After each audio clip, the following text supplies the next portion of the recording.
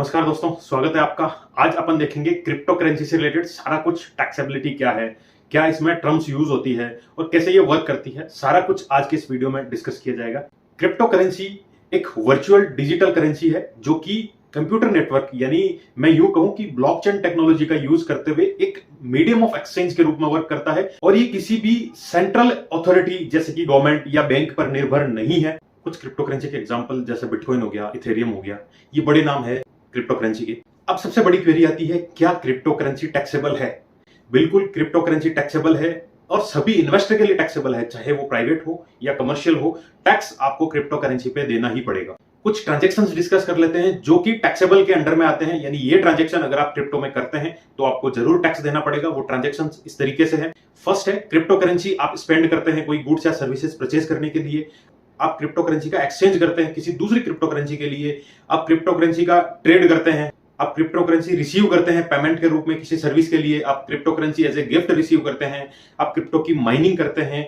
आप क्रिप्टो से सैलरी लेते हैं, या फिर आप क्रिप्टो की स्टेकिंग करते हैं और स्टेक बेनिफिट्स लेते हैं, या फिर ये कह सकते हैं कि आप एयर ड्रॉप के रूप में क्रिप्टो रिसीव करते हैं। ये सारे ट्रांजेक्शन कहीं ना कहीं टैक्सेबल होंगे। इन ट्रांजेक्शन में अगर आप एक्सचेंज करते हैं, बाई करते हैं, सेल करते हैं, स्वैप करते हैं, स्टेक करते हैं, जो कुछ भी करते हैं तो वो टैक्सेबल रहेंगे। क्रिप्टो करेंसी पे टैक्स दो तरीके से देखा जाता है। फर्स्ट है इन्वेस्टमेंट। आप क्रिप्टो में इन्वेस्ट करते हैं ताकि आने वाले टाइम पे आपको उससे गेन हो, तो वो कैपिटल गेन की कैटेगरी में आता है और कैपिटल गेन के तौर पे उस पर टैक्स लगता है। वहीं दूसरा है ट्रेडिंग। आप क्रिप्टो में ट्रेड करते हैं तो आपका जो ट्रेडिंग है उसे बिजनेस इनकम मानी जाएगी और उस बिजनेस इनकम पे क्रिप्टो के रूप में टैक्स लगाया जाएगा। अब ये टैक्स रेट कितनी रहेगी? टैक्स रेट है वो क्रिप्टो में किसी भी तरह का, चाहे आप बिजनेस इनकम हो, चाहे आपको इन्वेस्टमेंट से कैपिटल गेन हुआ हो, टैक्स फ्लैट 30% और उस पर 4% सेस लगेगा। और सबसे बड़ी बात, लोग कहीं पूछते हैं कि ये कहां आईटीआर में शो करता है। मैं ये क्लियरली बताना चाहूंगा, आईटीआर में एक शेड्यूल वीडीए यानी शेड्यूल वर्चुअल डिजिटल असेट नाम से है, जहां आपकी क्रिप्टो करेंसी का गेन शो करेगा। और कई लोगों की एक क्वेरी होती है कि मैंने क्रिप्टो में ट्रेड किया है, तो जनरली देखा जाता है कि जो आईटीआर फाइलिंग की डेट है इंडिविजुअल के लिए 31 जुलाई है, बिजनेस जो ऑडिटेबल है उसके लिए अलग है। तो ये क्रिप्टो करेंसी में जो ट्रेड करते हैं उनके लिए लास्ट डेट क्या है आईटीआर फाइलिंग की? देखिए, आईटीआर फाइलिंग की लास्ट डेट 31 जुलाई है। आपने क्रिप्टो में ट्रेड किया है, आपने क्रिप्टो में इन्वेस्टमेंट किया है, तो भी आपको 31 जुलाई तक आईटीआर फाइल करनी होगी।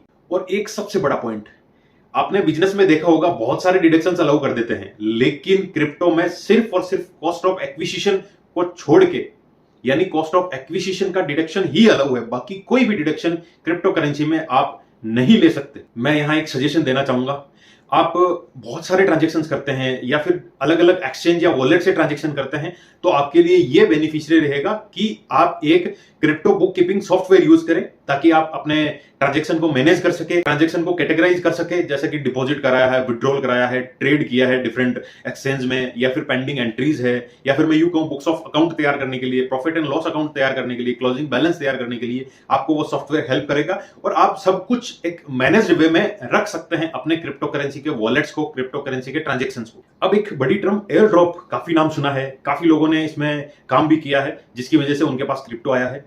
मैं ऐसा कहूं कि मार्केट में कोई न्यू क्रिप्टो करेंसी आई है तो वो क्या करती है, अपनी टोकन की अवेयरनेस बढ़ाने के लिए या फिर अपनी लिक्विडिटी बढ़ाने के लिए यूजर्स को फ्री में कुछ पॉइंट्स प्रोवाइड करती है। वो पॉइंट्स लास्ट में जब वो करेंसी डेक्स यानी डिसेंट्रलाइज्ड एक्सचेंज पे रजिस्टर होती है, जैसे कि शेयर मार्केट में कोई कंपनी के शेयर लिस्टेड होते हैं, वैसे ही ये जो क्रिप्टो करेंसी है वो डेक्स पे रजिस्टर होती है। वो डेक्स पे होने के बाद उसमें जो भी पॉइंट्स है उन पे वो करेंसी कुछ ना कुछ रिवॉर्ड्स देती है। वो रिवॉर्ड्स एयर ड्रॉप के रूप में आपके पास आते हैं और वहां जो रिवॉर्ड्स आपके पास आए, हो सकता है वो हर एक पॉइंट पे कुछ रुपए का हो, कुछ डॉलर का हो, आपको जो भी इससे क्रिप्टो करेंसी में गेन हुआ है वो सारा टैक्सेबल है। आपने कई लोगों को देखा होगा कि एक चेन का गेम आता है वो खेलते रहते हैं, या फिर कोई ऐसा क्रिप्टो का साइट खोली रहती है जिसमें वो बग बताते हैं कि आपके इसमें करेंसी में ये प्रॉब्लम है, तो उसके अकॉर्डिंग ये एयर ड्रॉप उनको पॉइंट्स देती है। उनको जो अर्निंग होती है इस क्रिप्टो करेंसी से, इस एयर ड्रॉप से, वो टैक्सेबल रहेगी। टैक्सेबिलिटी की रेट वही 30% प्लस 4% सेस लगेगा। और जो एयर ड्रॉप से आपको टोकन मिला है उस टोकन की फेयर मार्केट वैल्यू उस दिन की ली जाएगी जिस दिन ये क्रिप्टो करेंसी एक्सचेंज पे आई है, यानी एक्सचेंज यानी डिसेंट्रलाइज्ड एक्सचेंज पे रजिस्टर हुई है, उस दिन उसकी वैल्यू क्या है, वही आपके टोकन की वैल्यू मानी जाएगी। और आप अगर इस टोकन को बाद में सेल करते हैं, बाद में स्वैप करते हैं, तो वो पर्टिकुलर इवेंट पे टैक्सेबल रहेगा, लेकिन टैक्स रेट वही रहेगी। एक एग्जांपल लेके चलता हूं। मिस्टर एक्स है जिसने 20,000 XYZ टोकन्स रिसीव किए हैं एयर ड्रॉप के रूप में। कब? 1 अप्रैल 2024, 1 अप्रैल 2024 को। लेकिन ये जो टोकन है ना तो उसे ट्रेड हुआ है ना एक्सचेंज हुआ है, तो उस पर कोई भी टैक्स नहीं लगेगा। और सपोज कीजिए इस XYZ टोकन को ट्रेड किया गया है और इस XYZ टोकन की ट्रेड की डेट वही है 1 अप्रैल 2024 और इस टोकन की जो रेट है वो 10 रुपए मानी गई है। तो जो आपका टैक्स लगेगा वो कैसे लगेगा? 20,000 आपके पास कॉइन है या टोकन है, उसका एक की वैल्यू है 10 रुपए, तो टोटल हुए 2 लाख रुपए। उस 2 लाख पे 30% आपको टैक्स देना पड़ेगा, यानी 60,000 रुपए। उस 60,000 पे 4% हेल्थ एंड एजुकेशन सेस भी देना पड़ेगा। और मान लीजिए इन टोकन्स को आपने सेल किया बाद में 5 लाख में, यानी वैल्यू तो 2 लाख है लेकिन 5 लाख में सेल किया है। तो जो सेल किया है 5 लाख, उसमें से कॉस्ट ऑफ एक्विजिशन 2 लाख रुपए माइनस कर दिए जाएंगे, बचे 3 लाख। उस 3 लाख पे 30% टैक्स लगेगा जो कि 90,000 रुपए होगा और उस पे 4% सेस लगेगा। ये टैक्सेबिलिटी रहेगी एयर ड्रॉप से जो आपको करेंसीज मिलती है या क्रिप्टो मिलता है, उस पे ये टैक्स लगेगा। आपने सुना होगा क्रिप्टो माइनिंग भी होती है। माइनिंग का नाम आते ही आपको ऐसा लगता हो कि किसी खदान से कुछ निकाला जा रहा है, लेकिन क्रिप्टो में माइनिंग का मतलब है कि आपके ट्रांजैक्शंस को एक ब्लॉकचेन नेटवर्क पर वेरीफाई या रिकॉर्ड किया जाता है और एक नई करेंसी सर्कुलेशन में लाई जाती है, उसे माइनिंग कहते हैं। और ध्यान रहे, यहां जब क्रिप्टो माइनिंग की जाती है कॉस्ट ऑफ एक्विजिशन 0 रहेगा, यानी आपकी इनिशियल जो कॉस्ट मानी जाएगी वो 0 मानी जाएगी, कोई भी डिडक्शन अलाउ नहीं किया जाएगा। और जो टैक्सेबिलिटी रहेगी वो वही 30% टैक्स लगेगा प्लस 4% सेस लगेगा, जैसे कि एयर ड्रॉप या दूसरी क्रिप्टो टैक्सेबल है, इन्वेस्टमेंट में हो गया या फिर बिजनेस इनकम के तौर पे हो गया, वही 30% और 4% सेस लगेगा इस क्रिप्टो माइनिंग में। क्रिप्टो स्टेकिंग या फोर्जिंग में कितना टैक्स लगता है, अब मैं सबसे पहले तो बता दूं, ये एक ऐसा प्रोसेस है जिसमें ब्लॉकचेन में नए ब्लॉक्स ऐड करना प्रूफ ऑफ स्टेक एल्गोरिथम का यूज करते हुए, जिससे कि आपको रिवॉर्ड मिले। और रिवॉर्ड में हो सकता है कि आपको न्यूली जनरेटेड क्रिप्टो करेंसी मिले या फिर कुछ कमीशन फीस मिले, वो आपको रिवॉर्ड के रूप में मिल सकती है। आप क्रिप्टो करेंसी स्टेक करते हैं तो आपको जो अर्निंग होती है उस पर टैक्स पे करना पड़ेगा, और जो अमाउंट आपने अर्न किया है स्टेकिंग से वो एनुअल परसेंटेज रेट APR जो वैलिडेटर द्वारा ऑफर की जाती है उस पर डिपेंड करेगा। एग्जाम्पल, यानी आपने 100 कॉइन का स्टेक किया है, 10% APR है एनुअल परसेंटेज रेट, तो आपको जो अर्निंग होगी 10% इंटरेस्ट एवरी ईयर, 10% का आपका इंटरेस्ट हर साल आपको मिलेगा।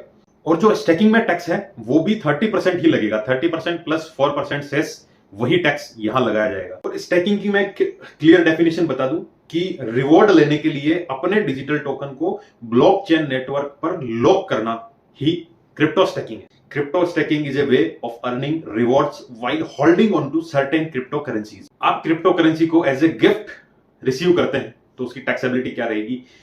क्रिप्टो करेंसी किसी से आप रिसीव करते हैं वो 50,000 रुपए से ज्यादा की वैल्यू का हो, चाहे आपने रिलेटिव से रिसीव किया हो, चाहे आपने किसी फैमिली मेंबर से रिसीव किया हो, लेकिन वो वैल्यू 50,000 यानी 50,000 से ऊपर है तो वो टैक्सेबल गिफ्ट रहेगा। क्रिप्टो के अकॉर्डिंग उसमें टैक्स लगेगा और टैक्स वही लगेगा, 30% टैक्स प्लस 4% सेस।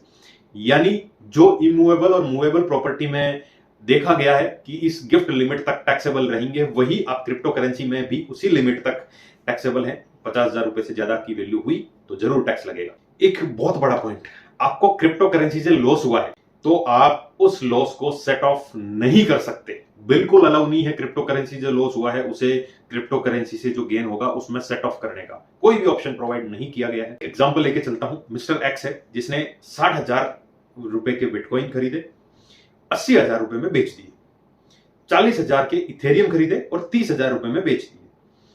और जो एक्सचेंज चार्ज है, फीस 1,000 रुपए है, उन दोनों ट्रांजैक्शन पे कितना टैक्स लगेगा उसकी कैलकुलेशन अपन करते हैं। बिटकॉइन खरीदा 60,000 में, बेच दिया 80,000 में, यानी नेट प्रॉफिट हुआ 20,000 रुपए। उस 20,000 रुपए 30% टैक्स यानी 6,000 लगेगा। इथेरियम है 40,000 रुपए में खरीदा, 30 में बेच दिया, 10,000 का लॉस हुआ, लेकिन ये लॉस ऊपर वाला जो बिटकॉइन आपने बेचा है उसके साथ सेट ऑफ नहीं होगा।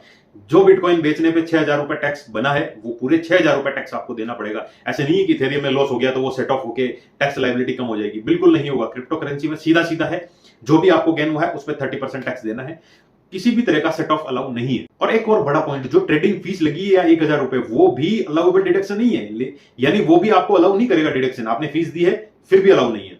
अब बात करता हूं एक appropriate ITR form, income tax return का कौन सा फॉर्म है जो अपन क्रिप्टो में ट्रेड करने के बाद फाइल कर सकते हैं। दो ऑप्शन है यहाँ पे। अगर आपको क्रिप्टो में इन्वेस्टमेंट करना है, आपके इन्वेस्टमेंट से जो कैपिटल गेन हुआ है उस कैपिटल गेन को शो करने के लिए ITR 2 आपको यूज करना पड़ेगा।